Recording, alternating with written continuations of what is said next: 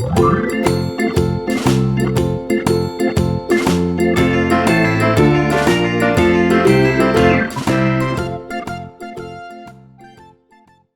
aí, tá tudo beleza com você? Eu sou Alex Soares e esse é o canal Tudo de Bom, o seu suprimento nerd, semanalmente ou quase que semanalmente, trazendo alguma coisa bacana para você. Nesse vídeo nós vamos dissecar todas as referências escondidas, todos os easter eggs de O Relógio do Juízo Final, da Panini, capítulo 11. Ela que é a versão brasileira de Doomsday Clock da DC Comics, escrita pelo Geoff Johns, desenhada pelo Gary Frank, com cores maravilhosas do Brad Anderson.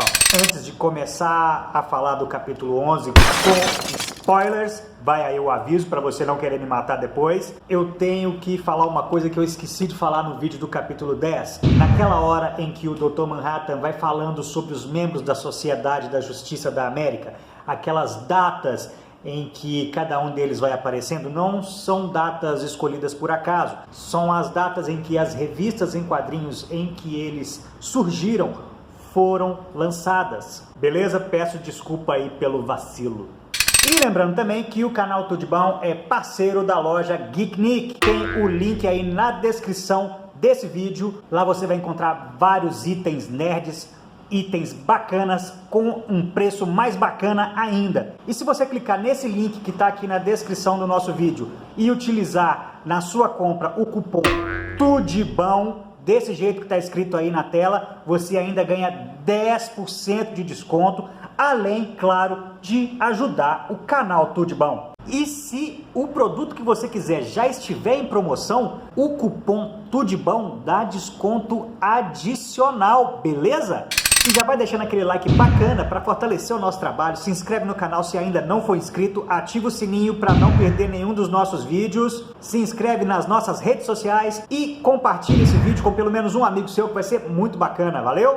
Mas chega de lenga-lenga e vamos logo para o que te interessa. No capítulo 11, a Panini voltou a utilizar uma capa alternativa. Nela nós temos o Adão Negro e a sua galerinha dando um sacode iaiá lá na ONU. A capa ficou bem bacana, diga-se de passagem. Na capa original, como eu falo desde o vídeo do capítulo 1, a capa original funciona como o primeiro quadrinho da história. A Panini utilizar-se das capas alternativas elimina esse recurso narrativo. E eu volto a repetir, não é que eu não gosto das capas alternativas, eu gosto. Estou apenas fazendo uma observação de que se perde esse recurso narrativo. Falando na história, ela abre com uma referência dupla aí. Nós temos uma referência ao filme War Games de 1983 e a capa e as primeiras páginas do capítulo 10 da revista em quadrinhos Watchmen original.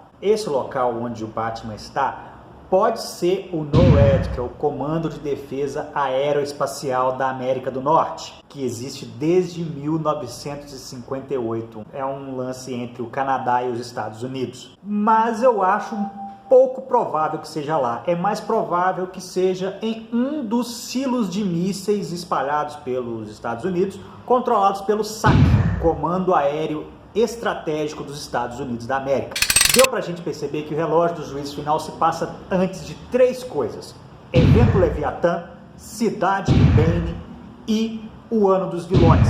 E eu não vou dar spoiler dessas outras séries, então dá pra gente situar o relógio do juízo final antes desses três eventos da DC Comics nos quadrinhos. Um ponto importante de ser frisado aqui: as Amazonas acabaram de voltar para a continuidade do universo DC depois de passar um tempo num limbo. Na revista Wonder Woman número 4 de fevereiro de 2012, a deusa Hera transformou a rainha Hipólita e as Amazonas em pedra. Em Wonder Woman número 11 de janeiro de 2017, a Mulher Maravilha descobriu que as Amazonas, aquelas Amazonas ali pós Novos 52, eram na verdade uma fantasia muito bem elaborada. Resumindo, na edição número 23 de julho de 2017, ela descobriu que as Amazonas estavam vivas numa dimensão inacessível. Em setembro de 2019, elas voltaram para a dimensão normal, junto com a ilha de Themyscira. Na edição de número 76 de Wonder Woman, lançada em outubro de 2019, Diana mostrou que era possível viajar novamente entre a Ilha Paraíso e o mundo do patriarcado. Ou seja, essas são as Amazonas estabelecidas por George Pérez pós-Crise nas Infinitas Terras. Ainda bem. O Raio Púrpura foi apresentado pela primeira vez na primeira aparição da Mulher Maravilha. Ele foi usado para salvar o Steve Trevor em All-Star Comics número 8 de 1940. Ele tem a capacidade de curar as pessoas e até trazer, dependendo de alguns casos, trazer de volta à vida. Ele chegou a ser usado no Mutano, numa história pré-Crise nas Infinitas Terras, quando ele foi dado como morto após uma luta contra o Exterminador. Quando o Adão Negro fala que aqueles são os descendentes das pessoas que escravizaram as Amazonas, ele está fazendo uma referência a essa fase que o George Pérez desenvolveu, mas também é uma referência a All-Star Comics número 8 de 1940, porque a origem da Mulher Maravilha, ela foi uma das que menos foi modificada ao longo das décadas. E na minha opinião, a origem estabelecida por George Pérez tinha que ser tratada como a origem definitiva. E ao que tudo indica, é ela que está valendo. Durante o protesto em frente à Sala de Justiça tem um cartaz azul com o símbolo do Super-Homem, um S vermelho e um fundo preto ao invés de amarelo. O fundo preto foi usado algumas vezes ao longo da história do Superman, primeiramente pelos irmãos Dave e Max Fleischer, para suas animações dos anos 1940. Alex Ross fez um S estilizado também com fundo preto para a minissérie Kingdom Come, no Brasil, O Reino da Manhã. Ela foi lançada nos Estados Unidos em 1996. E de agosto de 2001 a dezembro de 2002, o Superman usou o S com o fundo preto para homenagear as vítimas da guerra contra Imperiex, na série Our Worlds at War, que no Brasil ganhou o nome de Mundos em Guerra. Isso também homenageava as vítimas dos atentados terroristas de 11 de setembro de 2001. Ou seja, em sua maioria, o fundo preto está relacionado a momentos sombrios na história do Superman. Luthor fala para Lois que os personagens da Terra de Watchmen não eram os primeiros seres de uma Terra paralela que ele encontrou. Provavelmente ele está se referindo aos personagens, ao Sindicato do Crime da Terra 3. A Terra 3, como eu já falei num dos vídeos anteriores, é uma Terra paralela onde os personagens do universo tradicional, as versões deles de lá são malignas. O Sindicato do Crime é a versão desse mundo da Liga da Justiça. E durante a saga Vilania Eterna, eles invadiram a Terra Zero, a Terra do Metaverso. O quê? Nos vídeos do capítulo 9 e 10, eu esmiucei bem o que é o Metaverso. Confere lá. Mas então, o Sindicato do Crime invadiu a Terra Zero tentando dominá-la e, para derrotá-los, Luthor e alguns outros vilões se uniram à Liga da Justiça. Inclusive, o Luthor e o Capitão Frio, inimigo do Flash, fizeram parte da Liga da Justiça durante um tempo. Luthor cita para Lois Nibiru. Segundo as lendas, Nibiru é um planeta gigante que passa pela Terra a cada 3.600 anos. E os habitantes dele teriam sido os primeiros deuses da humanidade. Nos quadrinhos, o planeta apareceu na minissérie de 2016, The Coming of the Superman, a chegada dos super-homens, de Neil Adams. Eu procurei de tudo quanto é jeito, eu não vi nenhuma menção disso ter sido lançado no Brasil. Basicamente, nessa história, Nibiru era o lar de alguns sobreviventes do planeta Krypton. Só que Darkseid tinha planos para ele. E Luthor acaba se aliando a Darkseid num primeiro momento, mas depois trai o Senhor de Apocalipse e ajuda o Superman a mandar o Cara de Pedra de volta para casa. Uma das coisas mais importantes foi explicar aquele raio daquela foto, que aquilo me incomodava muito, aquela foto aparecendo toda hora. Que esse raio dessa foto aparece cada hora num lugar? O Luthor explicou e a gente vê que ela está diretamente ligada ao retorno do Wally West ao universo DC tradicional, como mostrado em Universo DC Renascimento. Agora vamos falar do Rorschach. O Alfred está lendo o Diário do Rorschach. Os trechos que ele está lendo são extraídos do capítulo 10 da série Watchmen original. Inclusive, na página 2 do miolo, o quarto quadrinho é uma referência direta ao primeiro quadrinho da primeira página de miolo do capítulo 1 de Watchmen. A gente vê que o Red, o segundo Rorschach, está vivendo nas ruas. E aquele sonho que ele tem, apesar de ser só um sonho, capta bem o otimismo do Dr. Malcolm Long, o pai dele, em relação ao Rorschach, como foi mostrado no capítulo 6 da série original, Watchmen. Agora, uma coisa que me incomodou, Alfred achou ele muito rápido. Algumas coisas nesse capítulo que eu achei muito toque de caixa, parece que eles queriam amarrar algumas pontas para chegar no capítulo 12 já com tudo pronto para resolver a história. Beleza, agora eu faço uma pergunta. No capítulo 7, a Marionete e o Mímico pegaram a bateria do Alan Scott e levaram embora.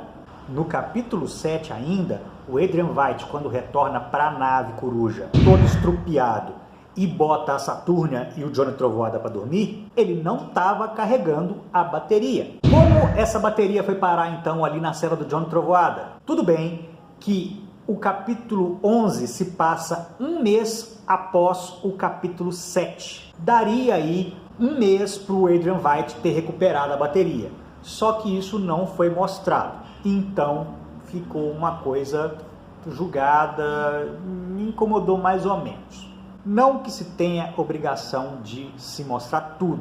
Essa Saturnia parece ser a Saturnia de Adventure Comics número 247 de 1958, da primeira aparição da Legião dos Super-Heróis. Por que eu estou falando isso? Ela fala várias vezes que ela veio do século 30 e não século 31. Eu até confesso que é uma outra coisa que me incomodou. Eu achei um recurso dramático desnecessário, muito tolo, ela simplesmente desaparecer quando ela é questionada se o Superman lembrava dela. E o anel não desaparecer também, para mim não tem lógica. Tem coisas que eu relevo, mas isso, sinceramente, eu não consegui engolir. Pelo menos o anel tinha que ter sumido também. E quando a Saturnia fala que o Adrian transformou o Ark, a nave Coruja, em uma esfera do tempo, e dado o que o Adrian Veidt conseguiu fazer, né, viajar entre universos paralelos com o Ark, eu me lembrei na hora da fase do John Byrne, quando ele reformulou o Superman em 1986. Já que o Superman reformulado pelo John Byrne nunca tinha sido Superboy, para justificar a Legião dos Super-Heróis, ele estabeleceu que toda vez que a Legião viajava ao passado, eles na verdade viajavam também a uma realidade paralela, onde existia um Superboy. Então, já que foi estabelecido que esse é um metaverso, e quando ele sofre interferência, a versão anterior se transforma num universo paralelo do multiverso, a Saturnia, na verdade, não simplesmente desapareceu, não deixou de existir. Parafraseando MIB, ela não morreu, só voltou para casa. Quando o Adão Negro e a galera dele invadem a Casa Branca, me chamou a atenção ali, entre a giganta, o rastejante, o morcego humano, um androide azul e vermelho atrás do Adão Negro. Esse androide é um caçador cósmico. Os caçadores cósmicos foram criados há bilhões de anos pelos Guardiões do Universo. Eram eles a polícia intergaláctica encarregada de manter a lei, a ordem, a paz no universo.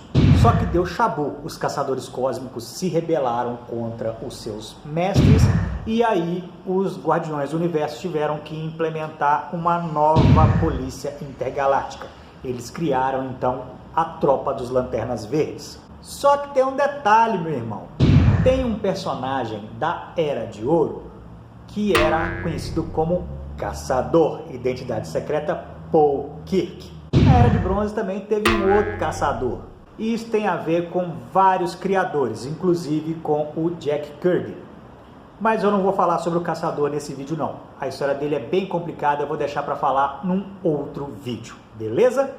Contrariando a teoria que, se me lembro bem, eu falei no capítulo 2, o segundo coruja, Dan Dreiberg, e a segunda espectral, Laurie Juspexik, não foram assassinados. Eu defendia que os dois teriam sido mortos pelos Ozymandias, mas a gente vê aí que eles estão vivendo secretamente sob as identidades de Sam e Sandra Hollis, em homenagem a Hollis Mason, o coruja original. E eles também adotaram o primeiro filho da marionete e do mímico. Por isso, o Dr. Manhattan não matou os dois naquele assalto mostrado no capítulo 2 de O Relógio do Juízo Final. Falando neles, a gente vê que eles entraram numa guerra contra o Coringa e a sua gangue, com uma ajudinha involuntária do comediante Edward Blake. E o acidente em Moscou teve a confirmação de que ele foi causado pela Bubastis e não pelo nuclear. Como Ozymandias controlou isso? Não é falado, não é mostrado. Isso é uma outra coisa que me incomodou. Ficou meio com cara de roteirismo isso aí. Agora, assim como no capítulo 11 de Watchmen, o Ozymandias conta o seu plano todo para uma pessoa, no caso aí, para Saturnia.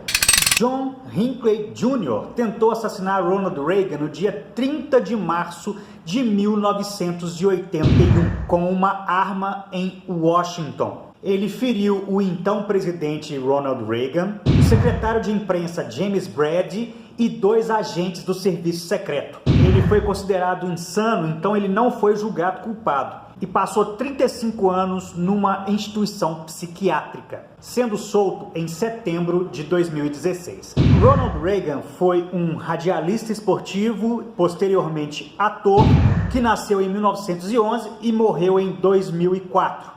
Ele foi membro do Partido Democrata até 1962, quando mudou para o Partido Republicano. Ele se justificou dizendo que fez isso devido às mudanças ideológicas do Partido Democrata durante a década de 1950. Ele foi governador do estado da Califórnia de 1967 até 1975 e presidente dos Estados Unidos de 1981 até 1989. A fala do Nathaniel Dusk é uma referência ao poema Alumnus Football, de 1908, de autoria de Henry Grantland Rice. Ele foi um grande escritor esportivo do começo do século XX e era conhecido principalmente pela sua prosa elegante. O poema diz, ao seu final, em tradução livre, isto aqui: para que quando o grande marcador vier marcar o seu nome, ele escreva, não que você ganhou ou perdeu, mas como você jogou o jogo. As pirâmides de Gizé, mostradas no começo da história como tendo sido destruídas graças a um exercício militar meta-humano no Kandak, tem uma curiosidade. A grande pirâmide de Gizé é a tumba do faraó Quéops. O nome egípcio dele era Khufu. Ele reinou no Egito de mais ou menos 2551 até 2528 a.C. Nos quadrinhos, o herói Gavião Negro é a reencarnação do faraó Khufu. O quê? E só para constar, o Gavião Negro é um dos personagens da DC com a cronologia mais complicada. Vários personagens superpoderosos da DC têm raízes egípcias. Por exemplo, o Mago Shazam, o primeiro Besouro Azul Dan Garrett, o Soberano do Kandak, Adão Negro, e o Senhor Destino. Falando sobre o Adão Negro, apesar dele falar a palavra Shazam igual o... Eu me recuso a chamar o cara de Shazam, para mim é Capitão Marvel, apesar de ultimamente eles estarem chamando ele de Shazam, tem significado diferente a palavra.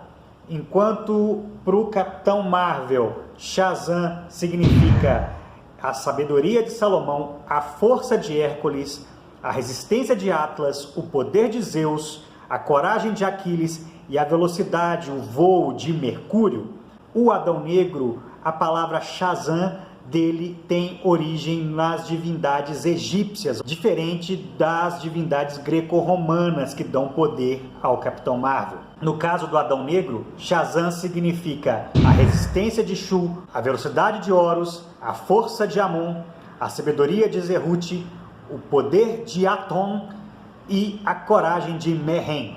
O Museu do Flash foi introduzido na revista The Flash número 154, lançada nos Estados Unidos em 1965, por John Broome e Carmine Infantino. O museu abriga vários objetos de tecnologia avançada, como armas dos vilões que o Flash derrotou e a esteira cósmica, utilizada pelo Flash para viajar pelo tempo e por universos paralelos.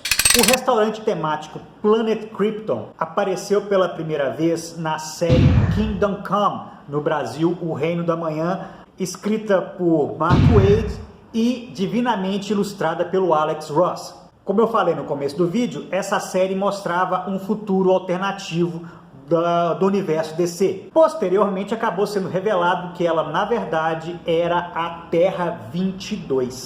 Esse camaradinha aí nessa tela de TV parece demais ser a versão da DC do teórico da conspiração Alex Jones, administrador do site Infowars, que é um site de extrema direita e fake news. Que é interessante a gente frisar aqui, fake news é muito do subtexto proposto por O Relógio do Juízo Final. Assim como o Watchmen discutia os problemas da década de 80, Doomsday Clock, O Relógio do Juízo Final, está discutindo os problemas da nossa era.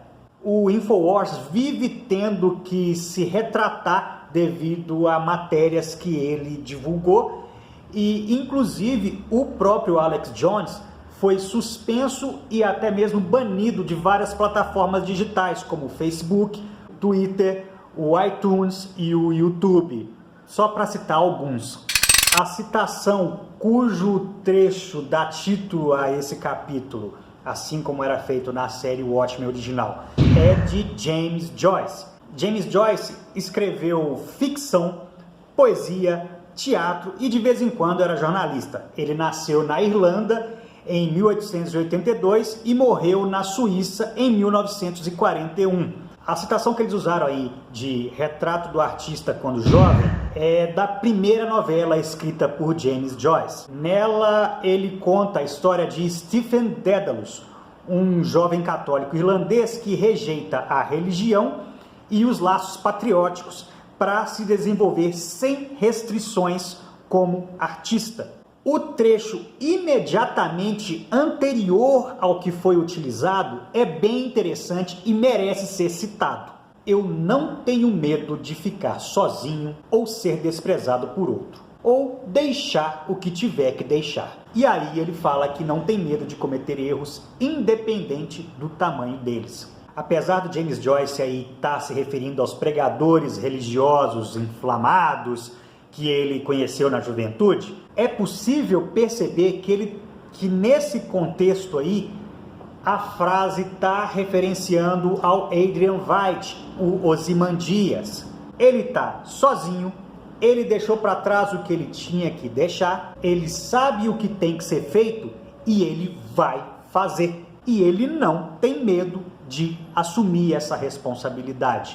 Então chegamos ao apêndice. No caso, seguindo a tradição de Watchmen, esse é para ser o último apêndice de toda a série Relógio do Juízo Final. Esse apêndice está nos mostrando as pesquisas da LexCorp com os itens que o Lex Luthor recuperou ao longo do tempo, após o retorno de Wally West, o Kid Flash original, em Universo DC Renascimento. O item número 1, a foto que estava em posse do Carver Coleman, que o Dr. Manhattan deixou para trás no primeiro encontro deles, está datada de 18 de abril de 1938. Como eu já falei no vídeo do capítulo 10, esta é a data do lançamento de Action Comics número 1, a primeira aparição do Superman. O item número 3 foi encontrado num livro chamado Walden 2, que é um livro de ficção científica escrito pelo psicólogo behaviorista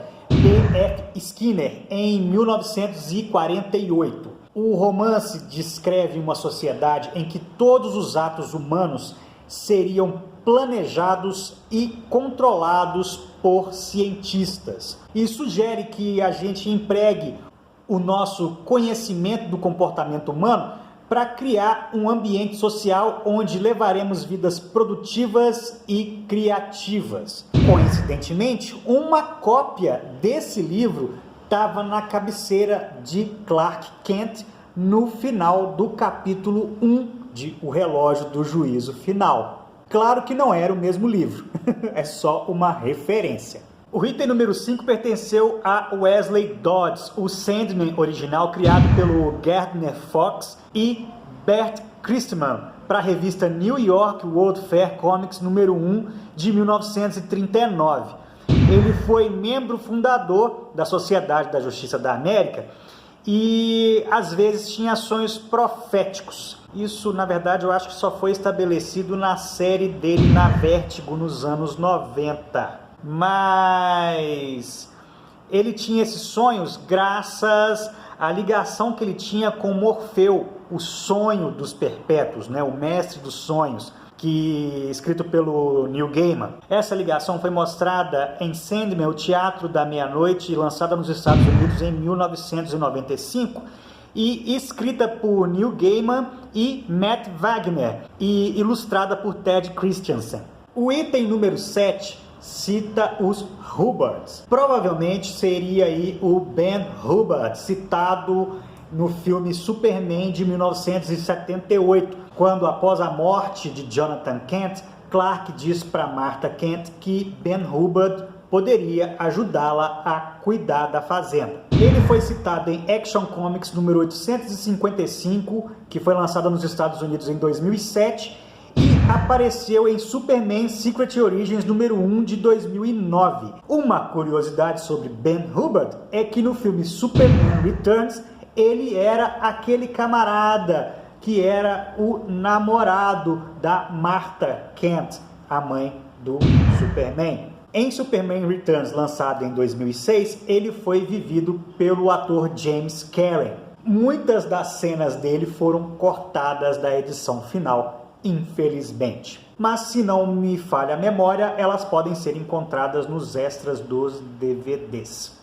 O item número 8 é aquela foto que nós vimos no Asilo Arkham no final do capítulo 4 de O Relógio do Juízo Final. O item número 12 é uma releitura da revista The Flash número 123 de 1959. Ela marcou por apresentar o primeiro encontro do Flash da Era de Prata, Barry Allen, com o Flash da Era de Ouro, Jay Garrick. A história se chamava Flash de Dois Mundos. Foi com ela que se teve o início do conceito de terras paralelas na DC Comics. O interessante dessa foto aí é que ela pode significar duas coisas. O encontro entre os heróis de terras paralelas, como originalmente aconteceu, ou simplesmente a Terra unificada pós-crise nas Infinitas Terras. E esse seria o primeiro encontro do Flash original com o seu sucessor. Agora, e a quarta capa dessa edição? Eu bem que estava achando muito esquisito o sangue de O Relógio do Juízo Final que escorria nessa quarta capa. E a gente vê que não era sangue nada, era a capa do Superman. Eu achei essa sacada genial. E chegou o momento que todo mundo esperava. Superman e o Dr. Manhattan cara a cara. A contagem regressiva, quando se dá o primeiro contato visual entre os dois, é escancarada, né? Vamos agora para o capítulo 12 e ver o que vai resultar de O Relógio do Juízo Final. E você, o que você achou do capítulo 11? Teve alguma referência que você notou e a gente perdeu? Conta pra gente aí embaixo nos comentários. O vídeo do capítulo 10 tá aqui em cima, ó. É só clicar para assistir E o vídeo do capítulo 12 vai estar aqui assim que estiver disponível no nosso canal. Você sabe que com crise ou sem crise, semanalmente a gente está aqui com alguma coisa bacana. Até o próximo vídeo e tudo de bom para você!